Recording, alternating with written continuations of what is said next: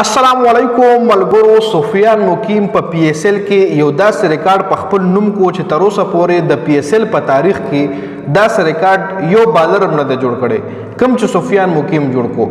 صفیان مقیم پېښور زلمی سره لوبه کوي او د پېښور زلمی د طرف نه صفیان مقیم په 15 میچونو کې په مخه درې وکټې واغشتې، یعنی 15 میچونو کې په مخه صفیان مقیم په هر میچ کې درې وکټې اغشتلې دي. نو دا د پی ایس ایل په تاریخ کې پړومنی ځل باندې شو چې یو بالر 15 میچونو کې په مخه په هر میچ کې درې وکټې واخلي. بیګا چې کوم کوټا ګلیډیټر سره میچ پای کې هم صفیان مقیم 4 اوور 25 رنز ورکړي دي او 3 وکټې ترلاسه کړي دي. صفیان مقیم د پېښور زلمی د طرفه په هر میچ کې ښه پرفارمنس کړی دی وذ د بال. په هر میچ کې صفیان مقیم وکټس اغشتلي دي. صفیان مقیم د پی ایس ایل مطلب د پی ایس ایل په پرفارمنس باندې د پاکستان د ټیم دروازې وخی، یعنی ما هم د پاکستان په ټیم په پلینګ 11 کې په سکواډ کې نه په پلینګ 11 کې شامل کړي. خو لبد مرغه زمونږه چې کوم سلیکشن کمیټي ده هغه له صفیان مقیم مخکې هم نه دینه مخکې صفیان مقیم پس ټورنامنټو کې ښه پرفارمنسز ورکړي دي. لکه دا نه چې صفیان مقیم دا پړومنی ځل باندې ښه پرفارمنسز ورکړل.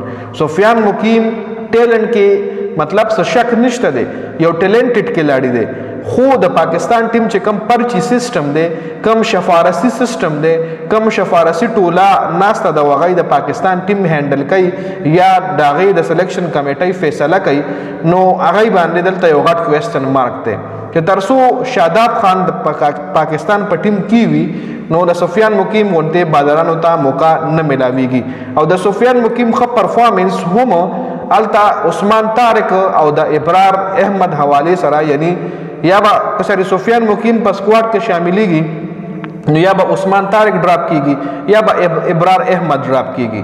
صفیان مقیم د پاکستان ټیم کې شاملېدل ابرار احمد اور عثمان طارق د پاره یو د خطرې ګنټي ده. نو اوس ابرار اور عثمان طارق ته هم پکار دي چې په خپل پرفارمنس باندې فوکس وکړي، په خپل مهنت باندې فوکس وکړي او د صفیان مقیم ونته پرفارمنس شروع کړي. او صفیان مقیم یو داسې کلاړی دی چې د ډیر وخت د پاره د پاکستان په ټیم کې سروایو کول شي، ډیر وخت د پاره د پاکستان ټیم ته میچز ګټل شي. صفیان مقیم زما په خیال باندې پاکستان ټیم کې شاملول پکار دي. ستاسو د حواله سره سره آیدا آیا صفیان مقیم پاکستان ټیم ته راوستل پکار دي کنه؟ صفیان مقیم دا سپړو منیزل باندې د پرفارمنس نه کړی سينوس ډیر مرګري وای چې د پی ایس ایل په پرفارمنس باندې ټیم ته راوستل نه دی پکار. نو دا صفیان مقیم سړو باندې پرفارمنس نه دی دینه مخکې هم صفیان مقیم وذ د بال آوټسټینډینګ پرفارمنس کړی دی. نو زما په خیال باندې صفیان مقیم د پاکستان په ټیم کې شاملول پکار دي. صفیان مقیم ته خ لګاتار موقع ورکول پکار دي، دا نه چې یو میچ ته شامل کی. اور بل طرف ته ابرار اور عثمان طارق سره به هم فکر او ټینشن پیدا شي وي چې زموږ ریپلیسمنٹ د پاره صفیان مقیم ریډي دی. د حواله سره تاسو سره لري کمنٹ لازمي وکړئ.